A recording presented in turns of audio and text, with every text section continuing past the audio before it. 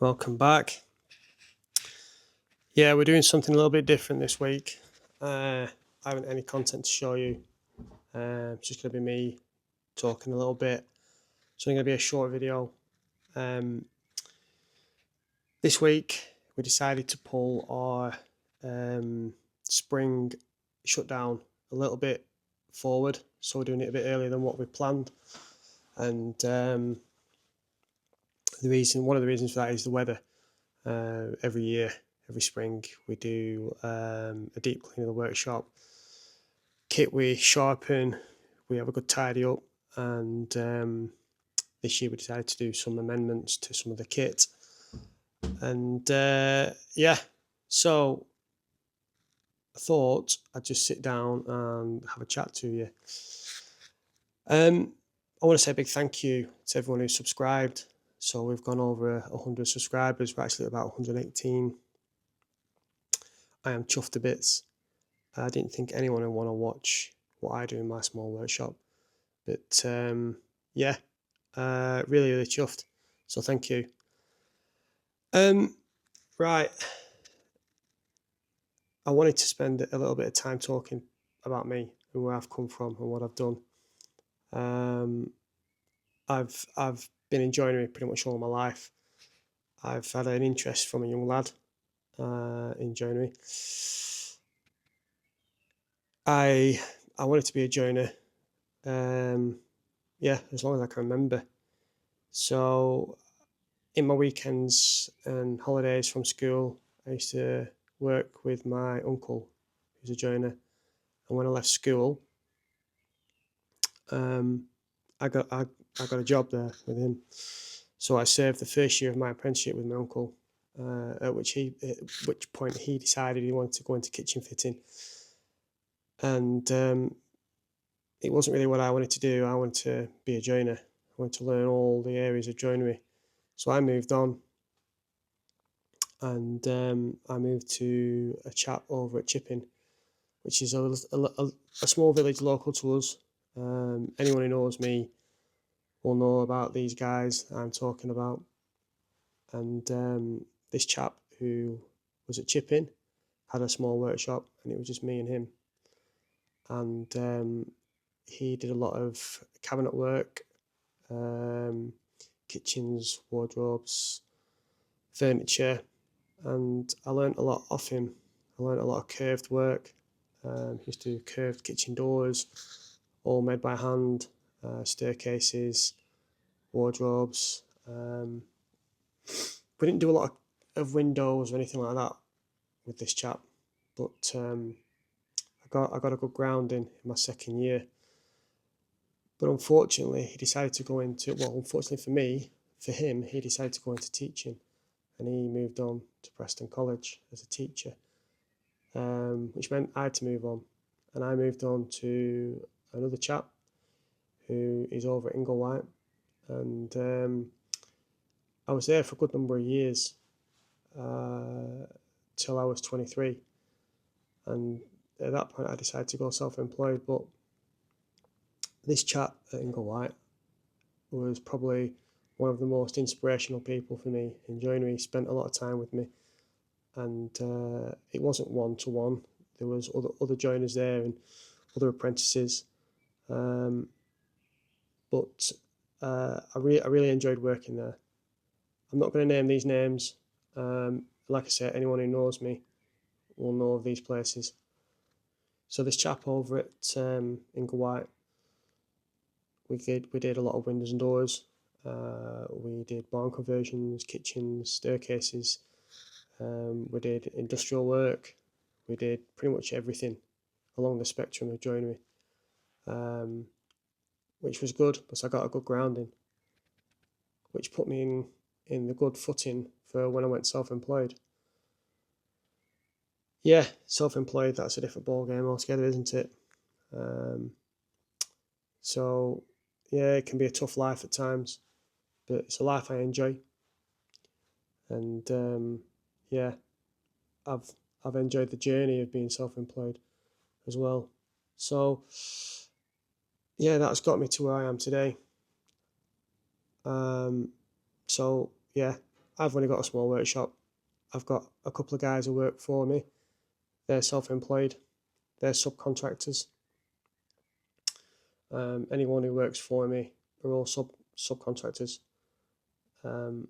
That's the way it works best for me. And yeah, so what we do, a little bit like the last company I worked for, we cover most of the joinery spectrum. But one area that we have enjoyed working in more than any of them is probably the shepherd's huts. So that's a project that's in the workshop, and you follow it through from the start right through to the end. And the projects in the workshop makes life a lot easier. But we do other jobs as well, which we do enjoy. Comments. So I love getting comments on the videos. I really enjoy reading the comments, and that's something that I never realised that YouTube would provide, and that's the support from other joiners, other tradesmen, and people who are in this space. And yeah, it's been great. One of the comments that came in on the last video, I just want to touch on a little bit. I'm taking it that this comment is from another joiner, and he was explaining about his way of working, and he's right. Yeah, this way of working works best for him, but everybody's got their own way of working, and his method and his way of working I have done before, but on this particular project we did the rebating first and then the mortise and tenon second, and I'm going to explain a little bit why we did that, because this gentleman was saying in the comments that he rebates last, so he mortise and tenons first and then rebates afterwards, which is okay. There's nothing wrong with that, but if there's any if there's anything that is picked up on the if the material picks up on the spindle moulder, you get what's called snipe. You can't cut it out because it's generally ahead of the tenon, and it's a lot safer to run lengths through the spindle moulder than short lengths, and that's the way I've been brought up, and that's the way I've been taught, so that's the way I work. When you're working, I'm just going to grab, I can see it on the bench, I'm just going to grab something and show you.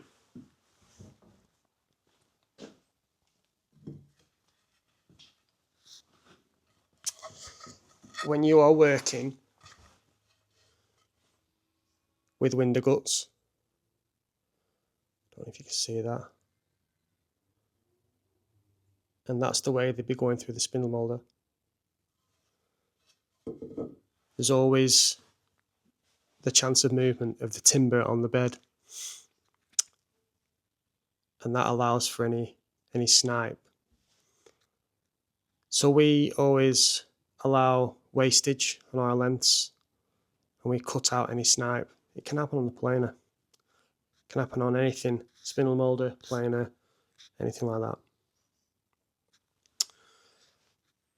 There's another point that he raised, and that's possibly my fault, because I didn't explain what Neil was doing. Neil was running some beads off on the spindle moulder, and we have a cutter that sits in the spindle moulder block, and it cuts the bead with a shadow line, and he was only taking it off one edge of the timber, and the reason for that is that some of the lengths of softwood timber had a pith line in the centre of the board. The pith, anything around the centre of the pith, is soft, and you don't want that as a bead, as a glazing bead. And I instructed Neil to run them off one side, because you may have noted that I said that we were only changing the upstairs windows, and that's because the downstairs windows aren't at the point of where they require changing, but some of the beads are showing signs of decay, so we're going to change the glazing beads. on the lower windows, and they're a different size to what we use on our windows. So one side of the board was allocated for them beads, and the other side of the board were allocated for our beads. Now, some of you may say, well, split your timber pile in half, but the lengths of the timber weren't going to work for us. So we decided that was best for us and for how we were going to work. But this is what I'm talking about. People are noticing stuff and giving advice, and that's fantastic. I love it. I absolutely love it. And there are bits and bobs that I don't notice because you get into a bit of a routine of how you work, and the old saying of that's how we've always done it. And there are better methods out there, and we're not on machines that are state of the art. Hopefully in time we can upgrade and we can get better and faster and more streamlined, but that all comes at a cost, and unfortunately we're just not there yet. One thing I do want to point out is that every comment you make, good or bad, I don't mind if you want to mention something that is you've seen I need to scratch up on. That's great. All the thumbs up, the thumbs down, it all helps the algorithm, and it all pushes our videos, and that's what us as a small channel needs. So if we can get out to a few more people every week, then that's great. People have worked out not everybody, but some people have worked out my email address and my phone number. We've got it on the website. It's all there for everyone to see. I'm not bothered about people knowing my number or my email address. It's quite nice hearing people's stories and bits and bobs off other joiners. And someone asked a question last week, and I never addressed it in the last video, so I thought I'd save it for now. Why did I start YouTube? What made me think of starting my YouTube channel? One of the main reasons I started my YouTube channel is because of my mum. My mum comes into the workshop nearly every day, interested to know what I'm doing, asking questions and just showing interest. Unfortunately, she became quite poorly last year and was unable to make it into the workshop as much, but was still interested in seeing what I was doing.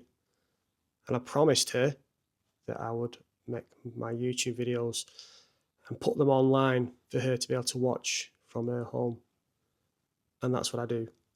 And that's the main reason why I'm not doing it for the money. I probably won't ever get to the point of where I'm monetized. If I do, then great. But I'll be taking the bare minimum out of that money to fund the channel, and the rest I'll be donating to cancer research. And that'll be my way of giving back something to help my mum. So, yeah, it's not maybe what you think, but they are the reasons why. So, on to something a bit more cheery. We've got some content that we've been filming of the shutdown, and I'm going to be putting that on in probably 2 or 3 videos time. Next week I'm not going to be putting a video out. It's Easter weekend, so I'm having a bit of a rest. I'm not going to be doing a video, so after this video today it will be a 2-week break, and then I'll be back. So I'm sorry if that's gonna spoil your watch time. I'm sure it's not, but yeah. So trying to think if there's anything else interesting. We've got some interesting things on the marketing front. I can't say too much about them yet, but when they come off, I can talk about them. Who's invited us to market with them, market our shepherd's huts. That is. Is there anything else? I don't think so. Again, I just want to say a big thank you to everyone who subscribed. I am going to try and explain myself a little bit better in future videos. Explain why we do certain things, maybe the type of joint I'm working on, or the material we're using, or why we do things in a certain way. I'm going to be conscious a little bit more and explain things a little bit, maybe a little bit deeper. So that's something I'm making notes on. I'm still new to this game. I'm still learning. I'm not as good as other YouTubers, but I'm trying. I'm going to try and improve as much as I can over the next 12 months. And we've got some interesting jobs in the pipeline. Some that'll be good for you guys to watch. And yeah, something else as well that a friend of mine brought up is that I'll start talking about products that we use and why we use them too. So that might be interesting for you. Right, I'm going to sign off. A bit tired today. We had a late night last night lambing, which is another side of my life that you possibly may not know about. The workshop's on a working farm, and we have animals and everything else that goes along with the working farm. So we were lambing late last night, and yeah, I didn't get much sleep. So right, that's me signing off. I will see you all in 2 weeks' time. Have a lovely Easter, and thanks a lot for watching, for subscribing and likes. Comment, and like I say, I'll comment back. And yeah, see you on the next one. Bye.